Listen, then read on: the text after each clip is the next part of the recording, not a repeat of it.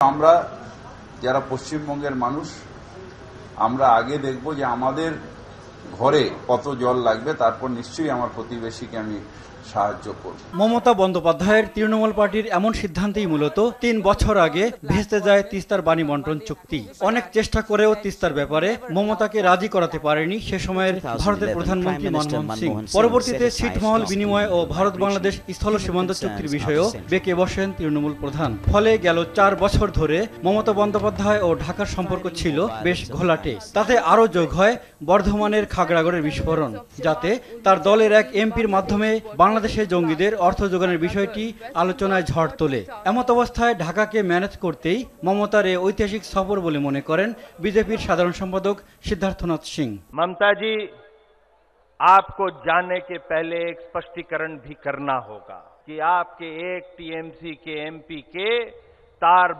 बांग्लादेश के आतंकी संगठनों के साथ जुड़े हुए हैं। তবে ভারতীয় রাজনীতিবিদরা যাই বলুক না কেন, মুখ্যমন্ত্রী হিসাবে প্রথমবারের মতো বাংলাদেশে এলেন মমতা বন্দ্যোপাধ্যায়। প্রধানমন্ত্রী শেখ হাসিনার সঙ্গে তার বৈঠকে রাজনৈতিক ক্লাইম্যাক্স হবে তিস্তার পানি বন্টন চুক্তির নিয়ে আলোচনা। বাংলাদেশকে আমরা খুব ভালোবাসি, মনে হচ্ছে আমাদের নিজেদের ঘরে এসেছি। দেশের উত্তরাঞ্চলীয় রংপুর, দিনাজপুর, বগুড়া সহ কয়েকটি জেলার জীবন জীবিকা অনেকাংশের তিস্তার উপর নির্ভরশীল। গেল ৪ যুগ ধরে উত্তরাঞ্চল দেশের শস্য ভাণ্ডার হিসেবে গণ্য হয়ে আসছে। এ অঞ্চলে নিয়মিত জল সেচের জন্য তিস্তা ব্যারেজ প্রকল্প নেয় সরকার। এতে বিপ্লব আসে কৃষিতে। তবে নদীর প্রবাহ পথে ভারত সরকার একতরফাভাবে বাদ দেওয়ায় বর্তমানে এ অঞ্চল শুধু বালুচর আর কৃষকের নিঃশব্দ গভীর কান্নায় পরিণত হয়েছে।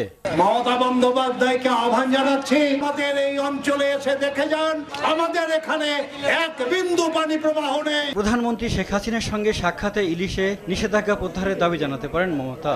আর বাংলাদেশের জনগণ চায় প্রধানমন্ত্রীর সঙ্গে আলোচনায় তিস্তার পানি বন্টন চুক্তি নিয়ে ইতিবাচক কোনো ঘোষণা দেন মমতা বন্দ্যোপাধ্যায়। মিজানুর রহমান, RTV।